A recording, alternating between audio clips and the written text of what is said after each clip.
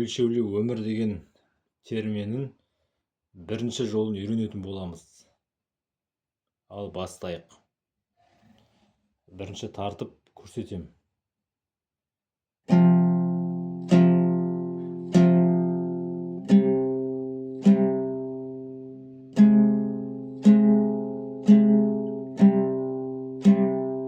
Бұл тек бірінші жолы. Сөзмен айтатын болсақ, менің үніме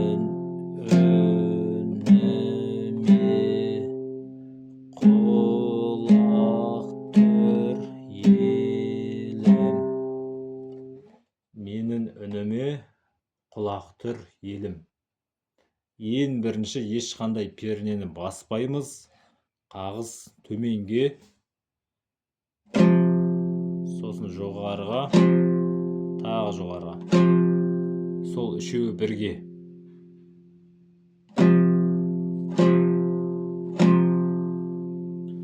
Одан кейін екінші пернеге барамыз. Мынау бірінші перне. Одан кейін екінші перне, мынау астынан басамыз. Саусақтың ұшымен сызықтың дәл алдынан басамыз. Екі қағыз тартамыз. Төмен, жоғары. Енді бағанағы басынан қосамыз. Барлығы 5 қағыз болды. Бірінші ашық, бағанағы. Төмен, жоғары, жоғары. Сосын екінші пернені басамыз. Төмен, жоғары. Сонда барлығы 5 қағыз болды. Үшеуін бірге, сосын екеуін бірге тартамыз. 5 қағызды қосайық.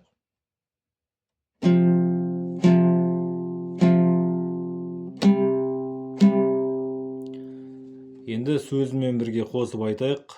Буынға бөліп айтамыз. Ме, бірінші буын, ме деп айтамыз. Ме. Сосын нін, ашық, нін. Сонда менің деген сөз шығады. Менің. Келесі қағыз жоғары, оған ү деп айтамыз. Тартып атқан кезде айтамыз. Үніме деген сөздің бастапқы әрпі ү. Сосын екінші пернені басып, нә деген буынды айтамыз. Төменге нә. Сосын ме, жоғарыға. Ме. Үніме деген сөз шығады, сонда үніме. Әр қағызға бір буыннан сонда. Түсінікті қоя. Енді қосып айтайық сөзімен. Менің үніме. Екінші пернені бастым, нә дегенде. Тағы да тартам. Менің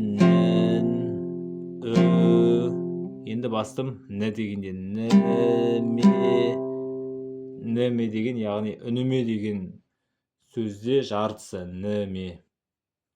Менің үніме. Өлшеулі өмір сөздерін қараңыздар интернеттен. Менде мынадай дәптерге жазып дайындап қойдым. Қажет болса айтыңыздар, бірінші жолын. Буынға бөліп барлығын дайындап қойдым. Қай қағызда қай буын барлығы жазылған. Осыны көшіріп жазып алыңыздар. Яғни мына жерде үстінде 0, астында да 0. Домбырада үстінде ештеңе баспаймыз, астында да ештеңе баспаймыз деген сөз. Қағызды төменге, жоғарыға, ашық, сонда ашық деген, яғни ештеңе баспаймыз. Төменге ашық, жоғарыға ашық, екінші тағы да ашық, жоғарыға. Үшеуін бірге тартамыз. Міне қосып қойдым үшеуін. Сосын екінші пернені басамыз. Астынан төмен, жоғарыға. Буындары дайын тұр. Ме, нін, ү, нә, ме. Міне осыны көшіріп жазып алсаңыздар, түсінбеген жерлеріңіз болса сұрауларыңызға болады. Міне, менің үніме тағы да бір рет айтайын, сосын мына жерде үйрететін боламын. Ал бастайық.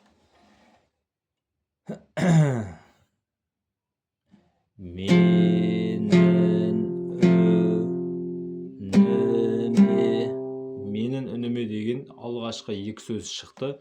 Енді құлақ тұр елім деген келесі үш сөзді айтамыз. Енді бізге керегі үшінші перне 1, 2, 3 санап аламыз. Екінші саусақпен басамыз. Қағыз төменге. Төмен, жоғары, жоғары. Үшеуін бірге тартамыз. Сосын қайттан екінші пернеге барамыз. Міне, 1, 2. Бірінші саусақпен басамыз. Мынау бізде бірінші саусақ. Тартамыз төмен, жоғарыға. Жаңағы үш қағыспен қосамыз.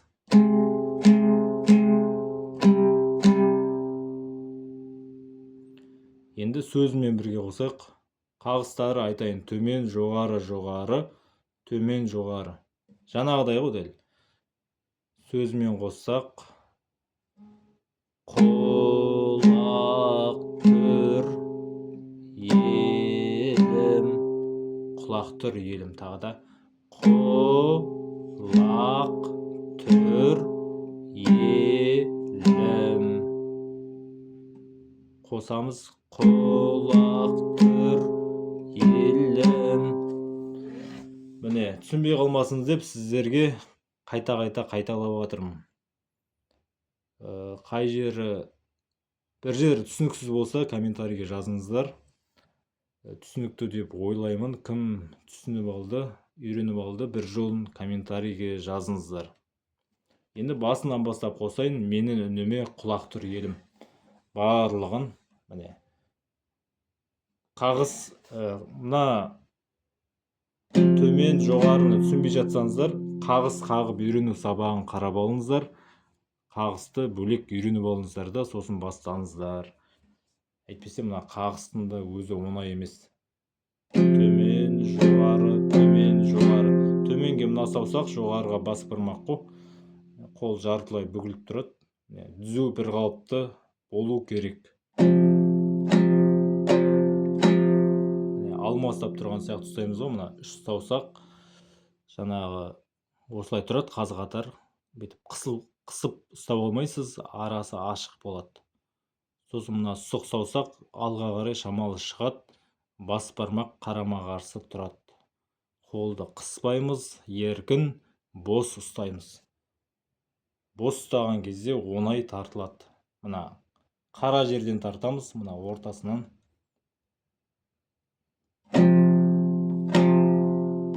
Мына ағашқа тигізіп тартамыз, е?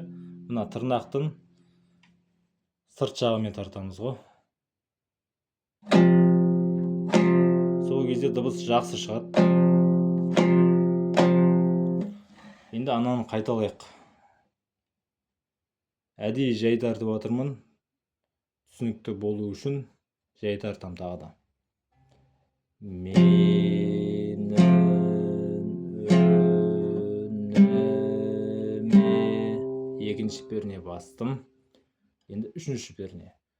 Құлақ тұр елім. Міне, сандарын біліп алсаңыздар болды ғой. 3, 2 ауысып отырасыздар. Тағы да бір рет. Менің үніме құлақ тұр елім. Міне, түсінікті болды деп ойлаймын. Ал осымен сабағымды аяқтаймын. Келесі сабақта келесі екі жолын үйрететін боламын. Міне, мына жерлерін бір тартып жіберейін.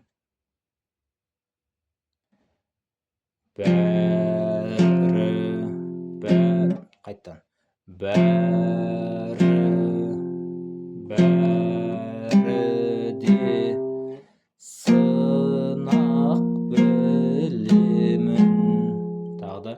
бәрі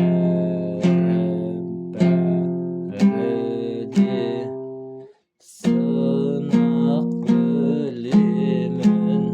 Міне келесі сабақта үйрететін болам. Бірден барлығы көп болып кетеді. Осы бір жолым болса да үйреніп алыңыздар. Ең басты нәрсе мына әдісті түсініп алсаңыздар, оңай алып кетесіздер. Ал баршаңызға сәттілік, үйреніп алыңыздар.